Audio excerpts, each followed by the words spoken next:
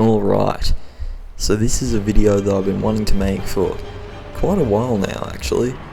I beat the DLC like, I can't even remember, it was a while ago now, maybe like a month.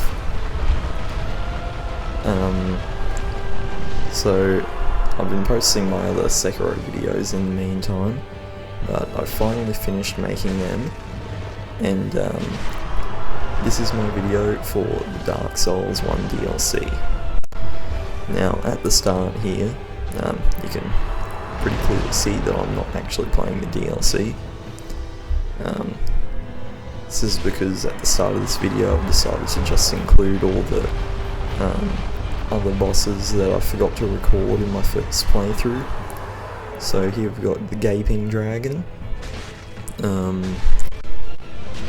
Here's the boss in the depths, and like, he's fine I guess, he's not the worst. Got him first try. I think on my first playthrough when I recorded the fight, I only recorded like the end of it. So here's the whole thing, if anyone really cared. After this I also have Elden and Smo, which I beat solo. So I wasn't relying on solo at that time, and it's definitely my favourite boss in Dark Souls 1. Also, just one more thing that I wanted to talk about. So I bought the Elden Ring DLC recently, and I'm just doing another playthrough on a new game to get to it. And I'm doing it without using summons.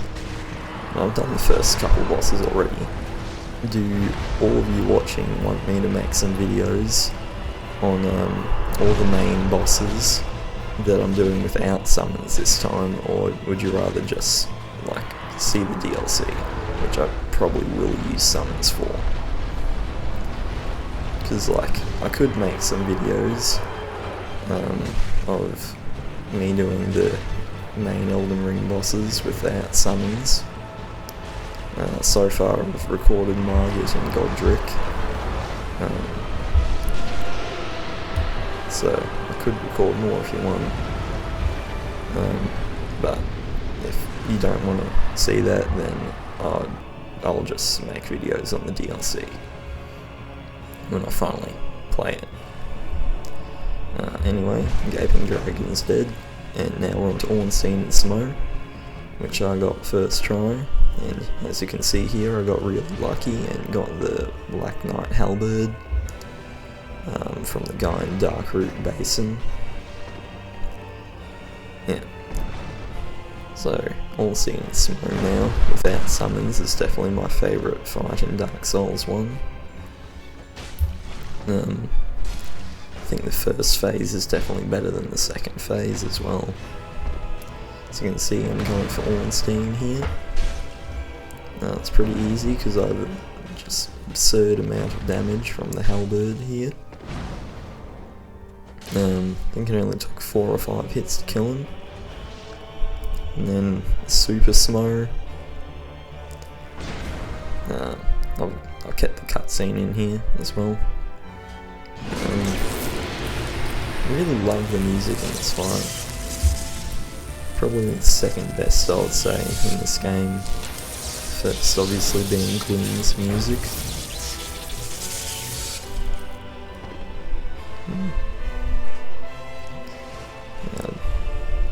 Don't really have too much to say. It's just Smo phase 2 now. Definitely don't like this phase as much as the first. I've never actually fought Super Ornstein, so if I do another playthrough I'll do Super Ornstein. I'm not sure if he'll be harder or not. Another thing with this playthrough, I decided to use a light equip load instead of medium this time. I forgot about the ninja flip ring. I don't know how I managed to forget that, but if I'd remembered I would have used that as well, because that looks like it could be really fun. So if I ever end up playing Dark Souls 1 again, I'll definitely use those. Ninja Flip Ring and do Super Ornstein. So if you saw that just there in the video, that was difficult to say. I couldn't get the heavy attacks to hit Smo for some reason. I have no idea why they just wouldn't hit. Maybe it's something to do with the jump beforehand. It throws, I don't know, throws my character off center maybe. Not really sure. Anyway, here's Gwendolyn. Completely forgot to record him on my first playthrough. But this one's short and sweet, so I won't be taking up too much of your time. Also, first try. For some reason on my first playthrough, this one took me the most amount of attempts of any boss.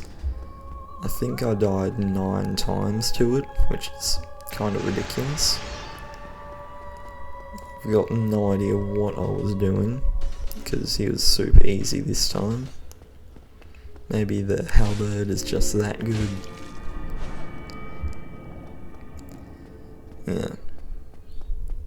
I actually cannot believe I died the most amount of times to Gwendolyn. Oh. Anyway, after this we have the DLC. First boss here, Sanctuary Guardian. I like how in the DLC they just put it right at the start. So like there's no just meaningless wandering around for ages like there is in Dark Souls 2 and 3 DLCs. Especially Ashes of Variandor. Like 90% of the DLC is just walking. I do very much like this Sanctuary Guardian fight. It was very fun. Definitely one of the better bosses in this game. Definitely top 5, I would say.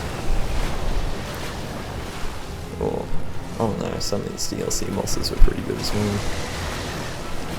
If not top 5, probably like 6th place for the best. It's really fun. Just like the moves kind of feel really intuitive and easy to dodge. And he doesn't really do anything that crazy, so yeah, definitely very fun to fight. Also first try. The first try on everything, maybe I'm just that good. Anyway, we played the DLC, you know what boss is next. Here he is, Artorias. This is my second favourite boss in this game, right after Ornstein and Smo. Second try, I died once, just from getting stun locked on that triple flip attack. I don't know why it doesn't let you roll out of the second and third one if you get caught by the first one. That's really annoying. This probably just went really quiet on the microphone. I moved my head weirdly.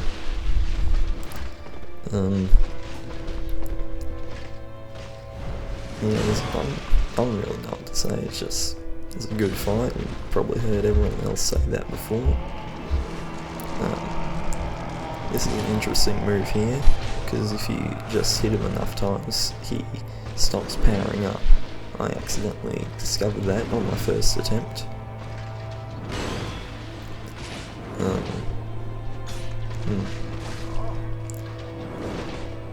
Yeah.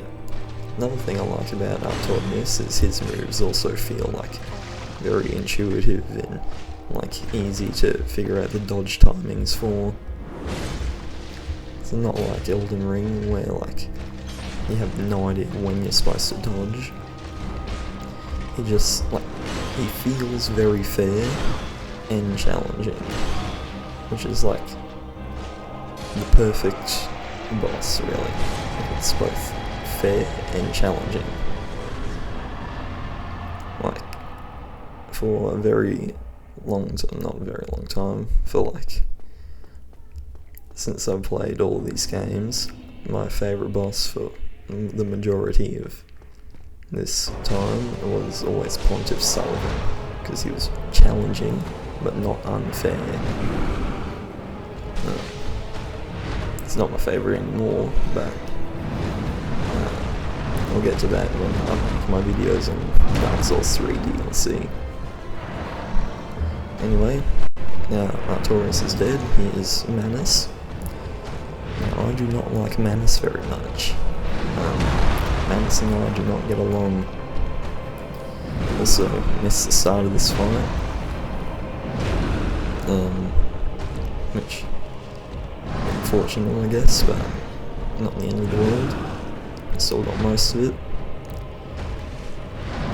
Also, this was my one attempt with Manus where I was playing terribly and it was the one that I won somehow.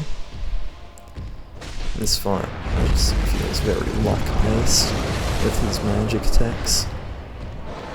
Because I don't think I died a single time to melee from him. Maybe like once or twice to that 6-move combo. Apart from that, every other death was to his magic attacks. They're just not fair. This fight just feels very luck-based, if I'm being honest. Which I don't like. Anyway, took me the most amount of deaths in Dark Souls 1. Definitely the hardest boss in this game. 14 deaths, 15 attempts. I just really don't like it. I just hate this boss so much. Anyway, killed him there. And now we're on to the final boss for the DLC, Calamite. This is good again.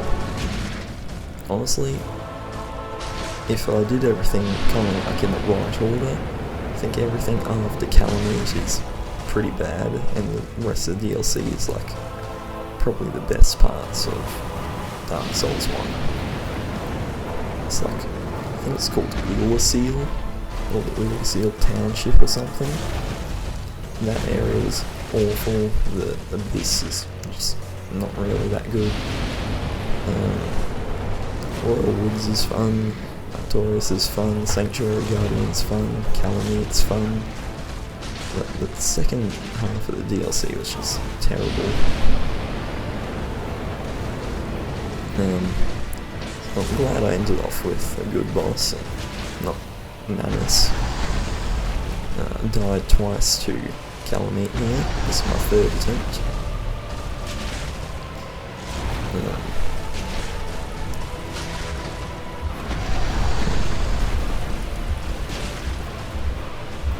I keep saying this, but I just don't have anything to say.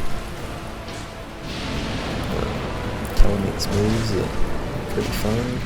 Like, you can tell when you're supposed to dodge him.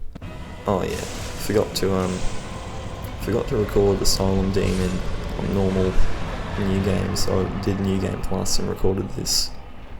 Alright, see you in the next video with Dark Souls 2 DLC.